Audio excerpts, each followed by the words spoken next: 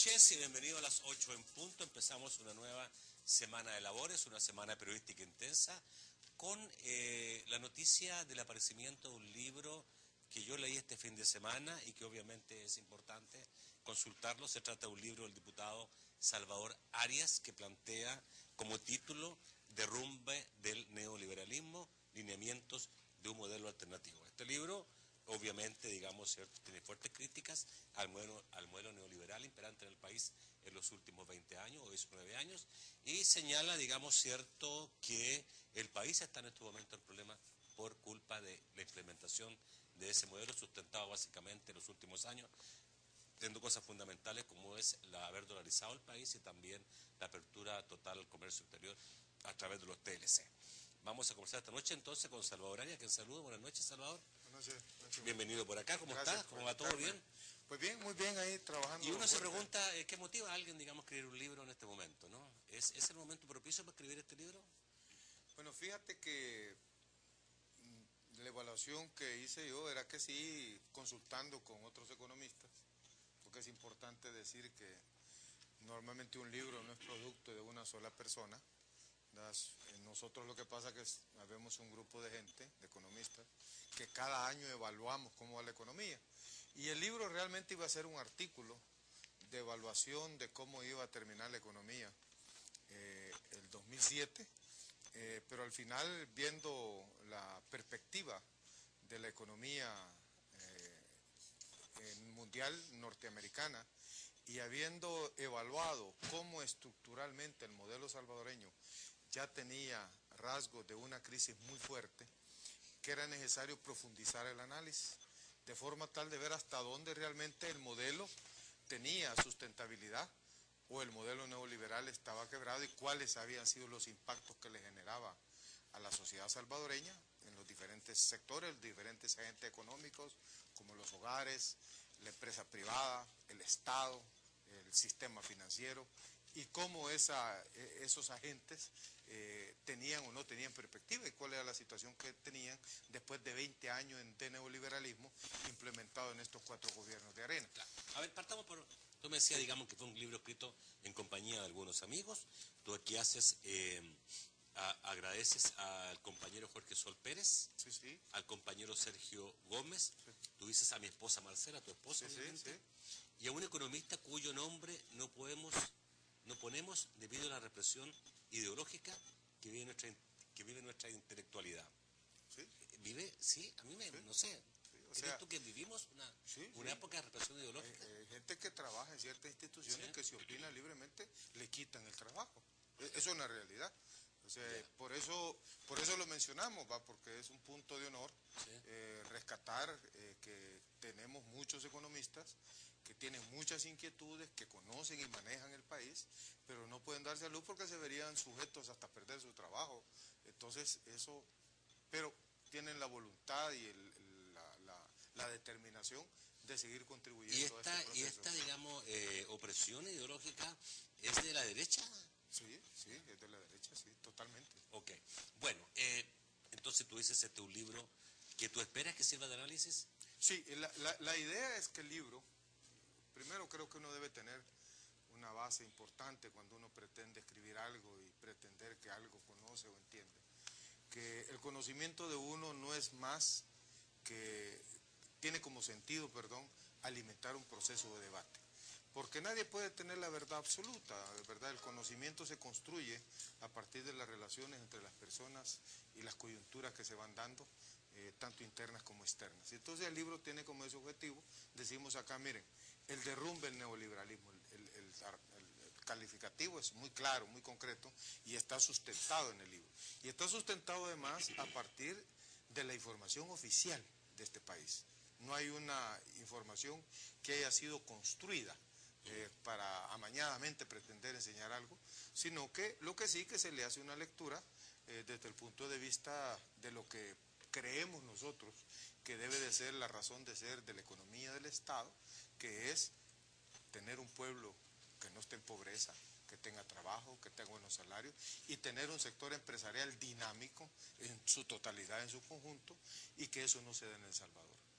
Entonces decimos, bueno, pongámoslo en blanco y negro, cuáles son los parámetros fundamentales que analizan los economistas para decir si una economía está bien. Es más, yo acabo de leer el informe del Fondo Monetario de esta misión que vino y dice cosas que no nos extraña, ¿va? Porque el Fondo Monetario tiene objetivos diferentes a los objetivos que tiene uno como economista para analizar su país. Dice que aquí hay estabilidad macroeconómica, pero aquí se demuestra que no, con los números que él tiene en la mano. Quiero decirte que esto, yo personalmente se lo he dicho a gente del Fondo Monetario cuando tuvimos una ocasión de estar visitando los organismos financieros en Washington, el BID, el Banco Mundial y el Fondo Monetario. Desde entonces hay elementos que se demuestran acá que ya fueron planteados, porque no es una cosa improvisada de un análisis de coyuntura. Por eso es que el documento tiene como base de fondo el 2000 al 2007, sin dejar atrás lo que es la acumulación que trae la implementación del neoliberalismo desde 1990.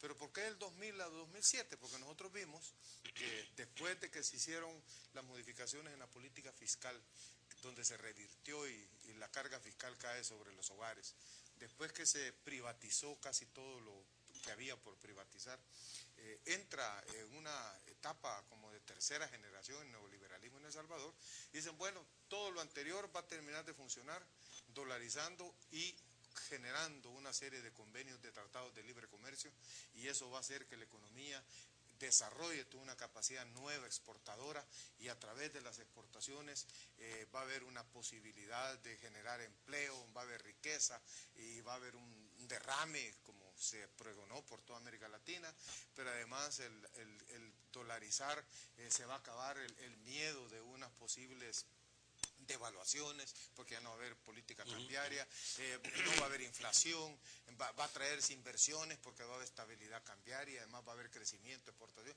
y todo eso resulta que en los números concretos del Banco Central de Reserva y el Ministerio de Hacienda demuestran que no sucedió. Entonces por eso decir, bueno, pongámoslo en orden y veámoslo. Vamos, vamos a partir de la base, y mi primera pregunta que te voy a hacer, si realmente se derrumbó, ¿no?, el neoliberalismo, pero también hay que decir, digamos, que el neoliberalismo es un término que usan algunos, no todos, ¿no? Sí. Porque los neoliberales no dicen neoliberalismo, nunca han dicho que ellos son neoliberalistas, ¿no?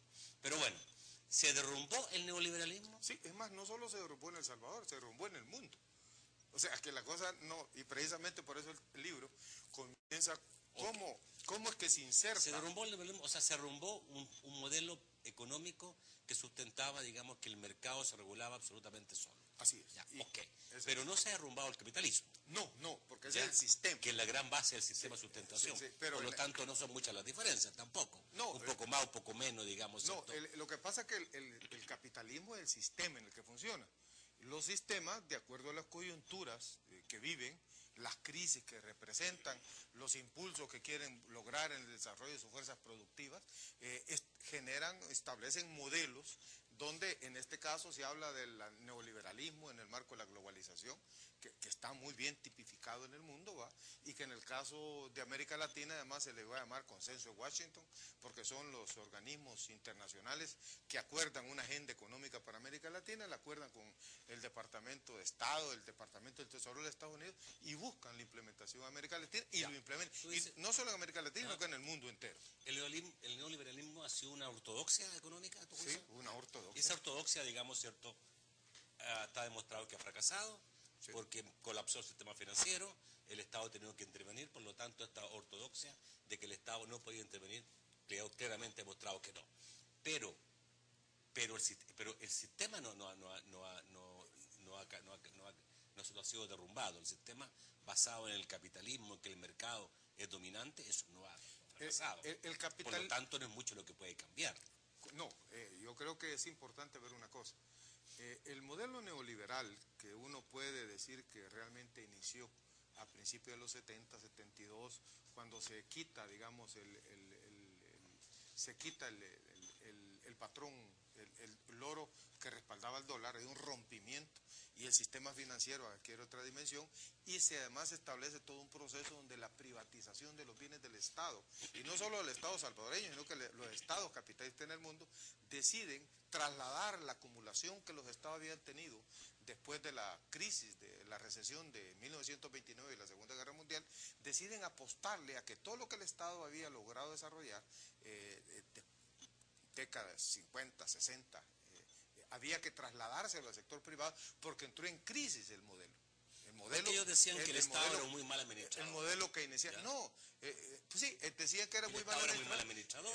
Que era mejor que la que era, empresa privada, que era muy grande, un elefante que no se movía bien. Y que el mercado tenía la capacidad de autorregularse y que todo saliera bien. Y en algunas cosas tenían razón. Sí, pues hasta ahora. Muchos estados fueron muy ineficientes.